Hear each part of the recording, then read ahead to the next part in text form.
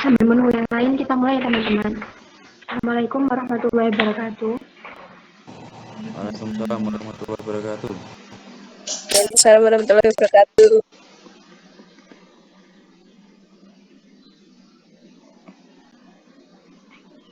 Hari ini di kelompok 6 akan melanjutkan diskusi kemarin yang tertunda. Kami akan menjawab pertanyaan dari teman-teman yang sudah hadir dalam video yang sudah dibagikan. Untuk mempercepat waktu, silakan saja untuk menjawab pertanyaan pertama. Baik, Mas Yoga, bagaimana pola-pola distribusi di Indonesia apakah sesuai dengan syariat dan bagaimana pendapat Anda terkait distribusi yang macet sehingga menyebabkan. Nah, menurut kelompok kami itu pola distribusi di Indonesia itu berfokus kepada kekayaan umum, di mana pendapatan individu warga negara hanya digunakan untuk membiayai kebutuhan pribadinya saja. Sementara di sisi lain, infrastruktur negara yang diperlukan untuk meningkatkan ekonomi melalui pengelolaan kekayaan umum dan hasilnya didistribusikan untuk kepentingan umum. Menurut kelompok kami, pola distribusi di Indonesia sudah sesuai syariat, tapi belum sepenuhnya sempurna. Mungkin regulasi juga. Nah, di Indonesia bahkan negara dengan jumlah penduduk muslim banyak di dunia. Ekonomi syariah di Indonesia belum sepenuhnya sempurna. Indonesia sendiri masih menghadapi berbagai tantangan dalam mengembangkan ekonomi dan keuangan Islam. Salah satunya adalah peran Indonesia yang lebih banyak menjadi konsumen daripada produsen. Misalnya, posisi Indonesia di arena industri halal global. Indonesia lebih merupakan konsumen daripada produsen. Selain itu, optimalisasi sektor sosial yaitu zakat, infak, dan sodakoh atau zisfak masih rendah untuk mendukung pembangunan. Nah, terbatasnya peran sektor keuangan syariah dalam pembiayaan pembangunan, termasuk rendahnya kapasitas perbankan syariah. Nah, menurut kelompok kami, distribusi macet juga bisa terjadi akibat permintaan pasar yang tinggi, sedangkan barang yang didistribusikan itu terbatas. Misalnya, minyak goreng yang akhir-akhir ini terjadi kelangkaan. Terima kasih.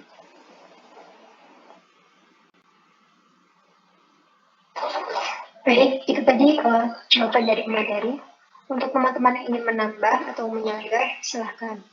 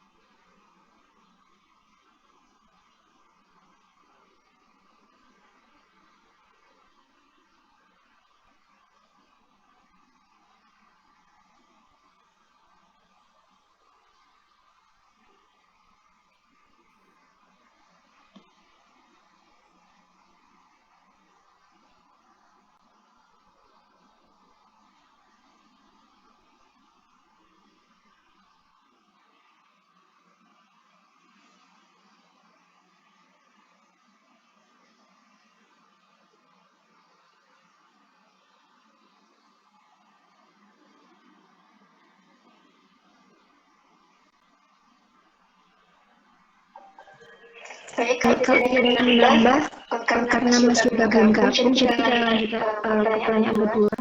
Silahkan Madai.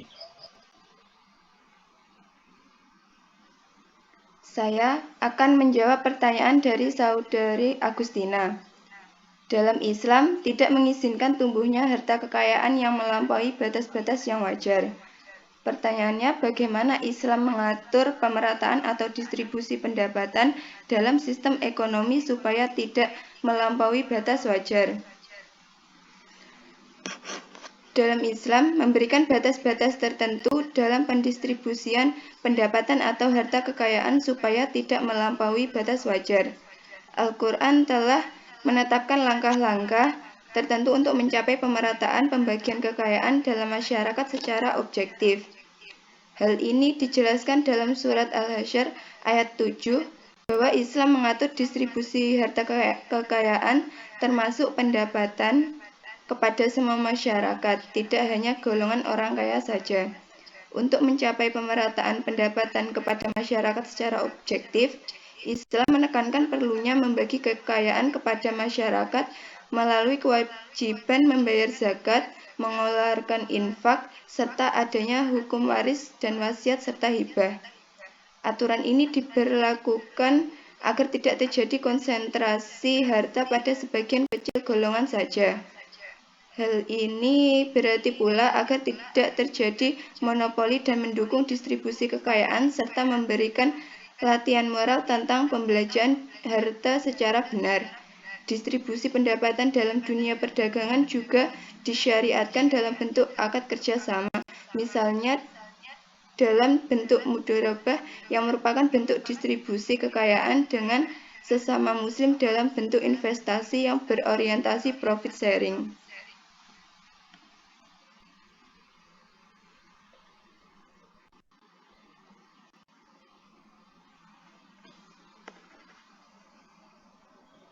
Baik, setuju jawaban dari pemateri mengenai pertanyaan kedua.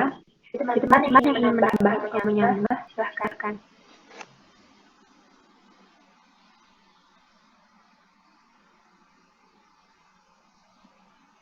Saya izin menambahkan untuk pertanyaan kedua.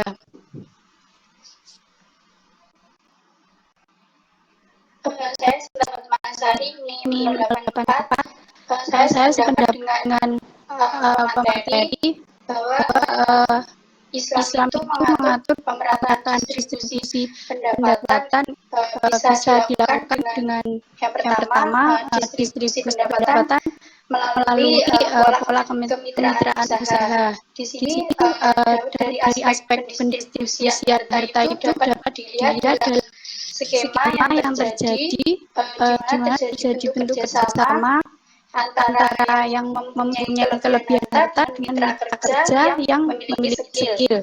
Nah, dengan terjadinya kerjasama tersebut, maka dengan sendirinya akan menjalankan pola distribusi yang adil dan berdasarkan hubungan kemitraan sesuai syariah. Yang kedua, distribusi pendapatan itu melalui sedekah wajib atau zakat dan sedekah sunnah seperti infak, hibah atau sedekah.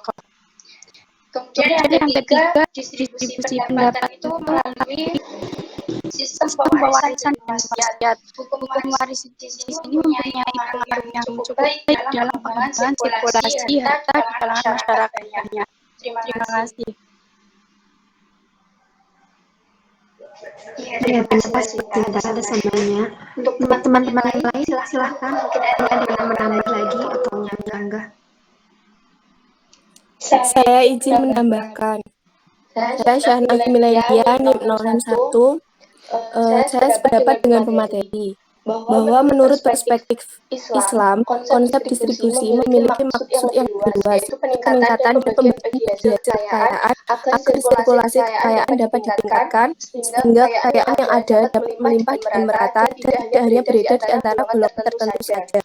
Adapun konsep moral Islami dapat diimplementasikan secara nyata di dalam sistem pemerataan pendapatan atau pendistribusian. Terdapat beberapa hal yakni yang pertama, mengubah pola pikir dan pembelajaran Islam dari yang terfokus pada tujuan materialistis kepada tujuan kesejahteraan umum yang berbasis pembagian sumber daya dan risiko yang berkeadilan demi mencapai kemanfaatan yang lebih besar. Yang kedua, keluar dari ketergantungan terhadap pihak lain. Bahwa dalam Islam menciptakan beberapa instrumen untuk memastikan keseimbangan pendapatan di masyarakat, seperti zakat, infak, sedekah, dan wakaf. Hal ini bertujuan agar terciptanya keseimbangan dalam sistem perekonomian karena tidak semua orang itu mampu terlibat dalam proses ekonomi. Terima kasih. Terima kasih Mbak Syahna. Bagaimana teman-teman lain? Ada yang ingin menambah lagi?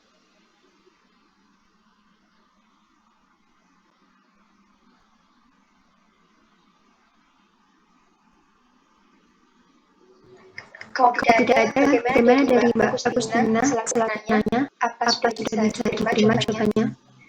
Baik, Baik, terima kasih teman-teman dan pemateri, bisa saya pahami jawabannya. Oke, kalau gitu kita lanjut ke pertanyaan terakhir ketiga dari Mbak Eva. Silahkan materi.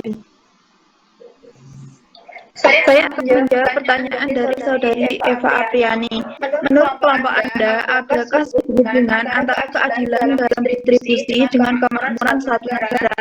Jika terdapat hubungannya, bagaimana hubungan keadilan distribusi tersebut dengan kemakmuran suatu negara? Di antara keadilan distribusi dengan kemakmuran suatu negara sangatlah berhubungan. Keadilan distribusi juga menjamin terciptanya pembagian yang adil dalam kemakmuran, sehingga memberikan kontribusi pada kualitas hidup yang lebih baik. Pembangunan ekonomi tidak hanya berkaitan dengan kemaslahatan duniawi, tetapi menyangkut hubungan dengan kemaslahatan akhirat. Apabila distribusi tidak dilakukan secara adil, dapat menimbulkan berbagai permasalahan ekonomi, seperti kemiskinan, ketimpangan ekonomi dan sosial dan lain sebagainya. Dengan adanya distribusi yang adil dan merata, maka tingkat kesenjangan di suatu negara tidak akan tinggi dan setiap orang dapat mendapatkan fasilitas dan penghidupan yang layak dan setara.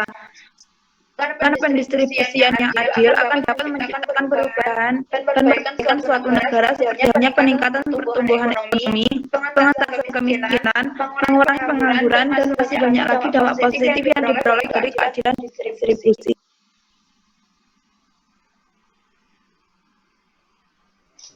Itu tadi jawaban dari materi. Untuk teman-teman yang menambah atau menyanggah, silahkan.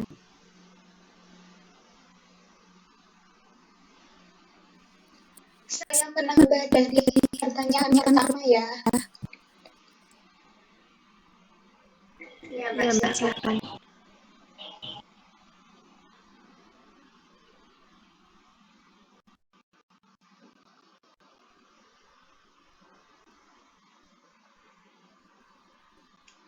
Saya 105, NIM 052 izin berpendapat atas pertanyaan dari Mas Yoga.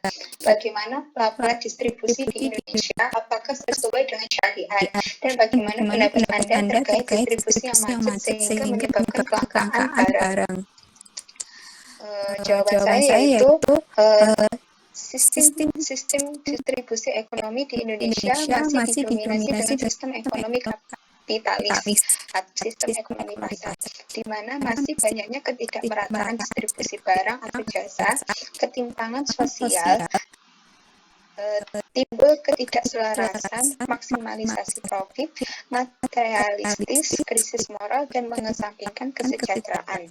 Dalam hal ini sangat sulit untuk pola-pola atau sistem distribusi yang sesuai syariah karena masih banyaknya hal-hal yang telah disebutkan tadi. Kemudian terkait distribusi macet, menurut saya hal tersebut sudah sering terjadi dalam kehidupan kita, di mana sebenarnya produk tersebut melimpah ruah di negara kita. Akan tetapi karena ulahnya oknum yang tidak bertanggung jawab, akhirnya terjadinya kelangkaan.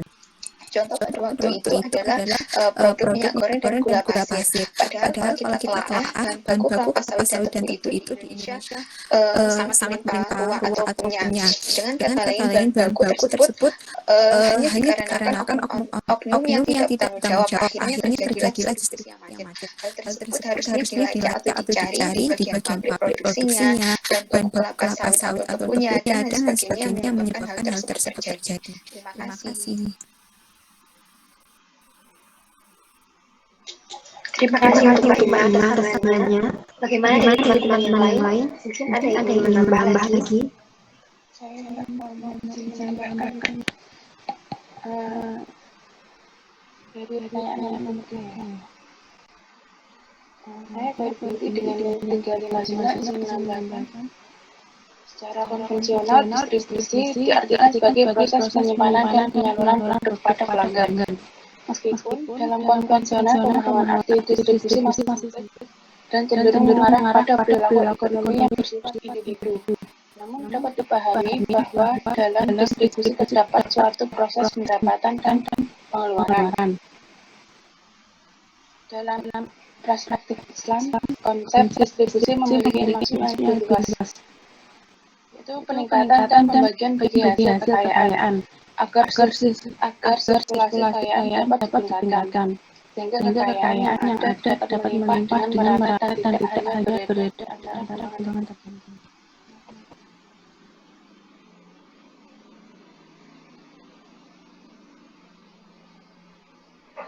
Terima kasih tambahannya. Gimana teman-teman yang lain? Mungkin ada yang ingin menambah lagi atau menambah? Silahkan.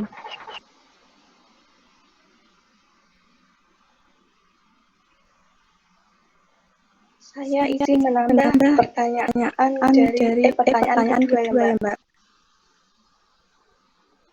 Saya Siti Swaidah NIM 0556.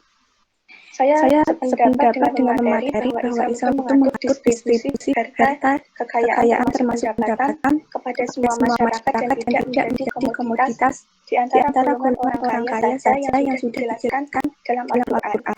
Islam menekankan perlunya membagi kekayaan kepada masyarakat melalui kewajiban membayar zakat, infak, serta hukum waris dan wajib serta hibah. Selain itu, implementasi distribusi kekayaan itu dapat diwujudkan melalui yang pertama itu implementasi zakat. Dengan demikian, zakat ini merupakan sebuah sistem yang berfungsi untuk menjamin distribusi pendapatan dan kekayaan masyarakat secara lebih baik. Yang kedua, implementasi sistem bagi hasil dan pengembangan institusi Baitul Mal, di mana instrumen penting lainnya dalam proses keadilan distribusi ekonomi adalah sistem bagi hasil.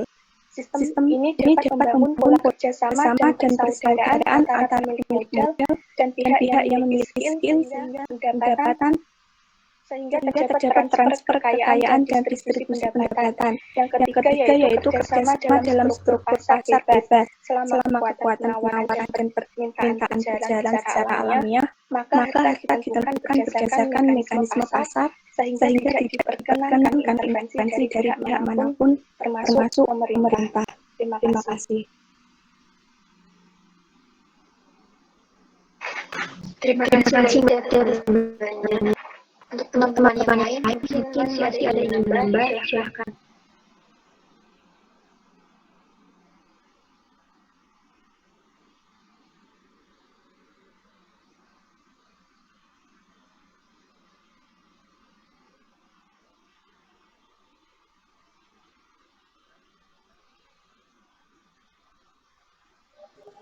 Kalau sudah tidak ada, bagaimana Mbak Eva selaku penanya, apa sudah bisa diterima jawaban dari teman-teman?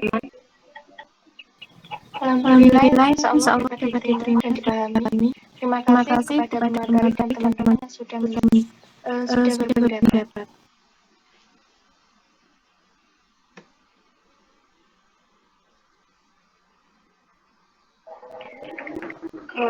Kalau itu semua pertanyaan sudah dijawab. Dan saya akhiri diskusi kali ini. Mohon maaf apabila ada kesalahan. Wassalamualaikum warahmatullahi wabarakatuh. Waalaikumsalam warahmatullahi wabarakatuh.